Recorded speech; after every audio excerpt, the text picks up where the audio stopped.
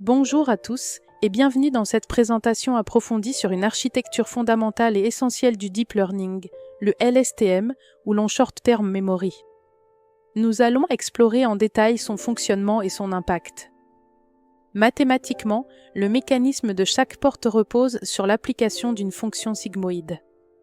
Cette fonction génère une valeur de pondération comprise précisément entre 0 et 1. Une valeur proche de 0 indique d'oublier ou de bloquer l'information, tandis qu'une valeur proche de 1 signifie de conserver ou de laisser passer l'information. Commençons par une question fondamentale qui a longtemps défié les chercheurs. Comment un réseau de neurones peut-il comprendre une phrase complexe, une mélodie prolongée ou une série de chiffres évoluant dans le temps, tout en retenant les informations pertinentes sur de longues périodes ? Les réseaux récurrents, ou RNN, ont été conçus spécifiquement pour traiter ce type de données séquentielles. Cependant, ils sont confrontés à un problème majeur et limitant, ils ont tendance à oublier rapidement les informations passées. Quand la séquence d'entrée est trop longue, les premières informations cruciales se perdent progressivement au fur et à mesure que le réseau traite de nouvelles données. C'est ce que l'on appelle le problème du gradient qui disparaît, un obstacle majeur à l'apprentissage des dépendances à long terme. En conséquence, le réseau n'arrive plus à apprendre et à retenir les dépendances à long terme entre les éléments éloignés d'une séquence.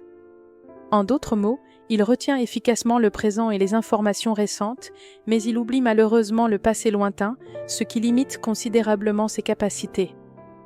C'est précisément ici qu'intervient le LSTM, une innovation majeure. Inventé en 1997 par Seppo Schrete et Jürgen Schmid-Hubé, il a introduit une idée simple mais absolument révolutionnaire pour l'époque, changeant la donne pour le traitement des séquences. Cette idée fondamentale est de donner au réseau la capacité de choisir activement ce qu'il doit oublier et ce qu'il doit retenir à chaque étape du temps. Le LSTM possède donc une mémoire sélective et dynamique, capable de gérer le flux d'informations. Pour accomplir cette gestion de la mémoire, chaque cellule LSTM est dotée d'une architecture interne complexe mais ingénieuse, contenant 3 portes distinctes, la porte d'oubli, la porte d'entrée et la porte de sortie, chacune ayant un rôle spécifique. Ces portes agissent comme des mécanismes de filtrage intelligents.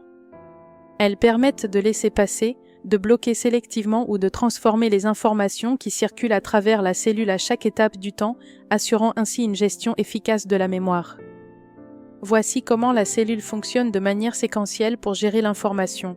1. La porte d'oubli examine l'état de la cellule précédente et décide quelles informations sont devenues inutiles ou obsolètes, puis les efface activement. 2. Ensuite, la porte d'entrée détermine quelles nouvelles données, provenant de l'entrée actuelle et de l'état caché précédent, sont importantes et doivent être ajoutées à l'état de la cellule pour être conservées. 3. Enfin, la porte de sortie contrôle quelles parties de l'état actuel de la cellule seront transmises comme sortie à l'étape suivante, ainsi que pour le nouvel état caché. Résultat, la cellule garde la mémoire utile, tout en évitant la surcharge d'informations non pertinentes. Mathématiquement, le mécanisme de chaque porte repose sur l'application d'une fonction sigmoïde. Cette fonction génère une valeur de pondération comprise précisément entre 0 et 1. Une valeur proche de 0 indique d'oublier ou de bloquer l'information, tandis qu'une valeur proche de 1 signifie de conserver ou de laisser passer l'information. C'est grâce à ce système sophistiqué de portes et de fonctions sigmoïdes que le LSTM est capable de contrôler sa mémoire de manière adaptative et contextuelle à chaque instant, lui permettant de gérer les dépendances à long terme avec une grande efficacité. Comparons maintenant 3 architectures clés dans le traitement des séquences.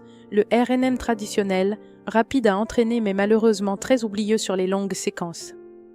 Le LSTM, précis, robuste et stable, capable de gérer efficacement les dépendances sur de très longues séquences. Le GRU, ou Gated Récurrent Uni, une version plus légère et simplifiée du LSTM, mais parfois un peu moins expressive ou performante sur des tâches très complexes. Le LSTM reste un excellent compromis entre capacité de mémoire, stabilité d'apprentissage et performance générale pour de nombreuses applications séquentielles. Et concrètement, à quoi sert le LSTM dans le monde réel ?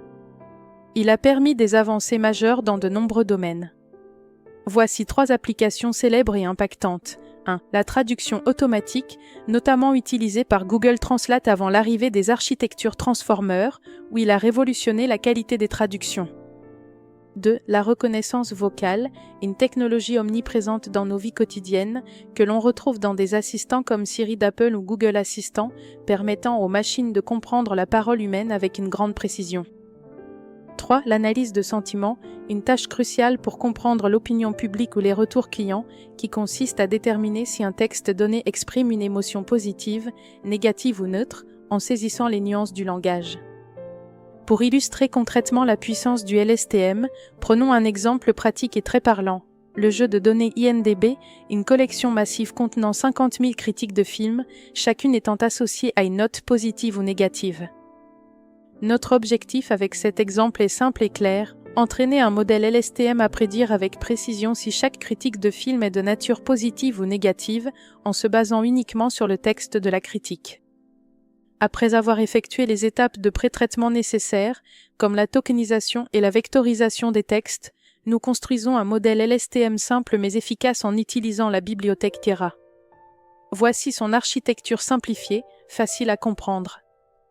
Le code Keras pour notre modèle est le suivant, modèle égal séquential.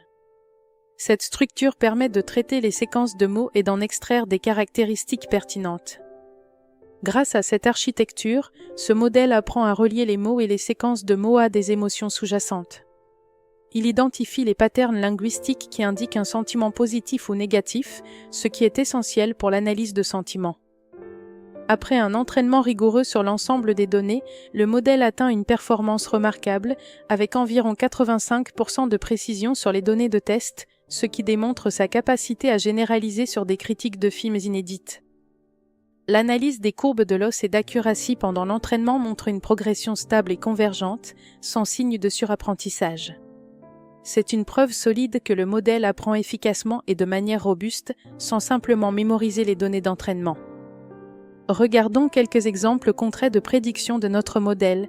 Pour la critique This Movie Was Incredible, le modèle prédit correctement un sentiment positif, reconnaissant les marqueurs d'enthousiasme. Gros cercle rouge inversement, pour la critique The Plot Was Boring, le modèle identifie avec justesse un sentiment négatif. Ces exemples illustrent comment le modèle saisit la polarité émotionnelle complexe du langage humain, même avec des nuances subtiles. Et pour aller plus loin et améliorer encore les performances de tels modèles, on peut explorer plusieurs pistes avancées, l'utilisation de LSTM bidirectionnel qui traite les séquences dans les deux sens, ou l'intégration d'embeddings préentraînés comme Glove ou Word2Vec qui capturent des relations sémantiques entre les mots.